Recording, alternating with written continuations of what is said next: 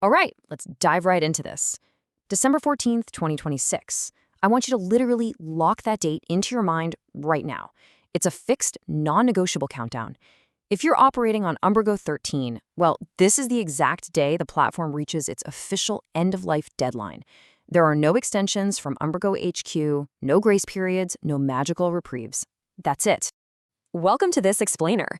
Today, we're taking a structured look at exactly how to navigate the Umbraco 13 end-of-life transition strategy. Because look, here's the reality. Your website, it's going to work perfectly fine tomorrow, but the clock is already ticking incredibly loudly for technical stakeholders to secure their digital operations before that 2026 deadline. This isn't just some basic software update we're talking about here. It's a major strategic maneuver you've got to plan for today. So what does end of life actually mean in the trenches? Well, it's a hard operational boundary. It means Umbraco HQ officially pulls the plug. So no more routine bug fixes, zero technical assistance, and absolutely no security patches.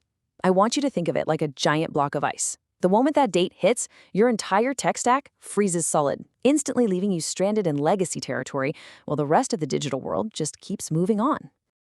Now, an absolutely crucial point here is clearing up a massive misconception. Let's look at what EOL is not versus what it actually is. Your website isn't going to suddenly vanish overnight, okay? Customers aren't going to wake up to a massive 404 error on your homepage. Visually, it's going to look identical. But beneath the surface, the operational reality shifts dramatically. What EOL actually is kind of terrifying. Newly discovered zero-day vulnerabilities just stay permanently open. If a hacker finds a core exploit, Umbraco will not patch it. So unless your internal team can write a custom, complex security fix from scratch, your customer data is sitting there completely exposed. And this triggers what the source material calls the frozen tech stack cascade. You see, you aren't just stuck with an old CMS, you actually get trapped in this outdated, decaying ecosystem. For instance, Umbraco 13 relies on .NET 8, which, by the way, hits its own end of life even earlier on November 10th, 2026. Because your foundation is frozen, your APIs eventually become incompatible. Your hosting environments age out, your third-party packages just stop working entirely. You suffer total isolation from platform innovation, meaning you completely miss out on all those new built-in features that your marketing team is desperately begging for. Let's step away from the purely technical jargon for a second and look at this quote right from the source material: engineering headaches fast track into financial liabilities. For the executives watching us right now, this is absolutely what you should take away from this.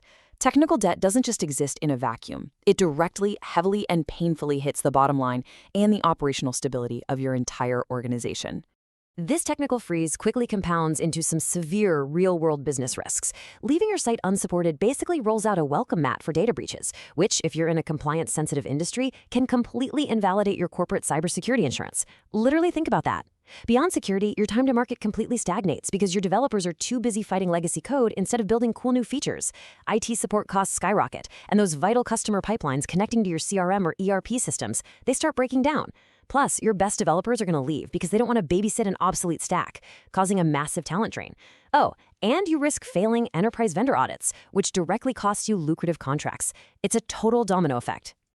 Moving on to Section 2, the cost of delay. We'll look at why you absolutely cannot afford to wait until late 2026.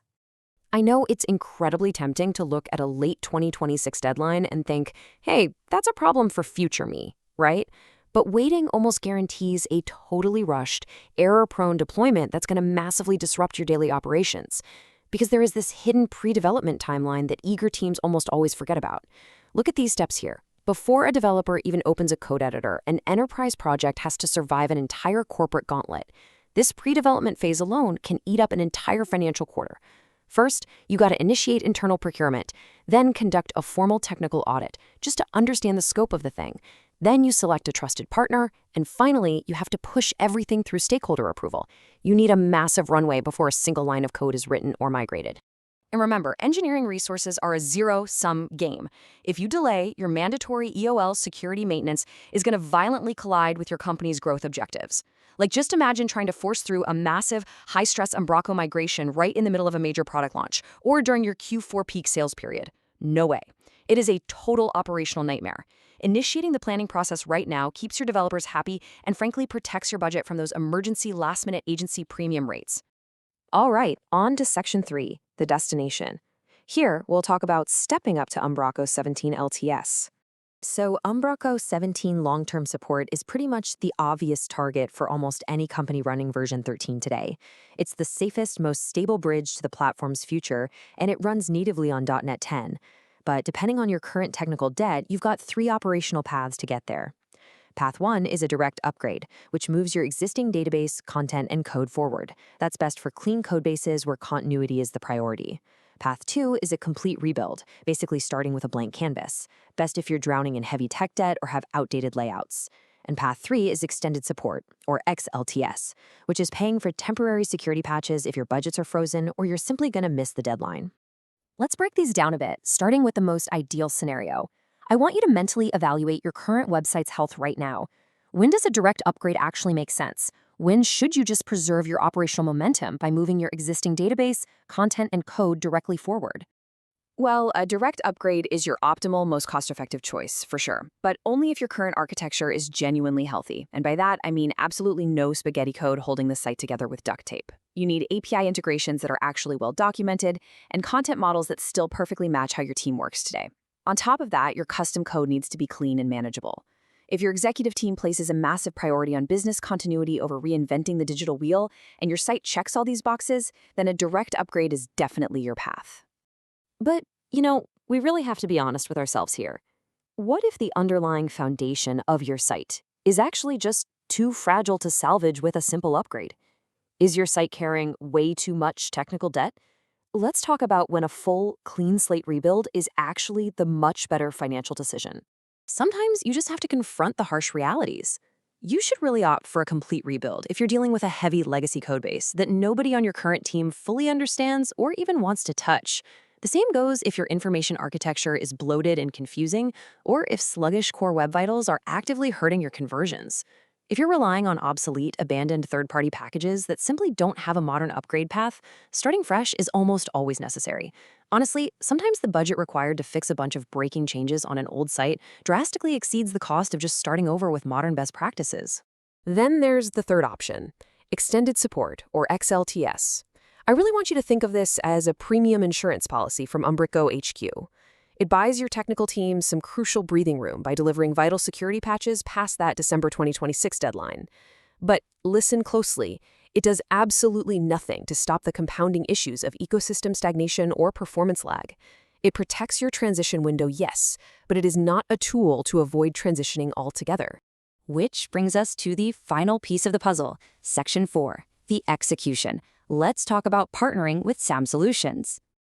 Look, enterprise-scale Umbraco transitions are highly complex beasts, and you really need a partner who removes the technical guesswork entirely. The SAM Solutions advantage is built on actual hands-on experience, jumping versions in live production environments. They aren't just guessing how a project is going to behave during an upgrade because they've already built the roadmaps. They have fully documented real-world execution maps showing the sequential updates, like the jump from version 13 to 14 and then 14 to 17. They have the deep expertise required to move complex databases, fix broken APIs, and deliver a smooth, stress-free transition through their comprehensive technical audits. So, I want to leave you with a final provocative thought. The clock is relentlessly ticking down to December 14th, 2026. Are you going to let the clock run out, find yourself competing for agency resources and facing a high-stress scramble that completely disrupts your business? Or are you going to reach out, schedule a technical audit, and let SAM Solutions map out a clear, predictable, and budget-conscious path for your digital future right now? The choice and the timeline is totally yours. Thanks so much for joining me on this explainer, and seriously, I highly recommend diving into that technical audit sooner rather than later. See ya!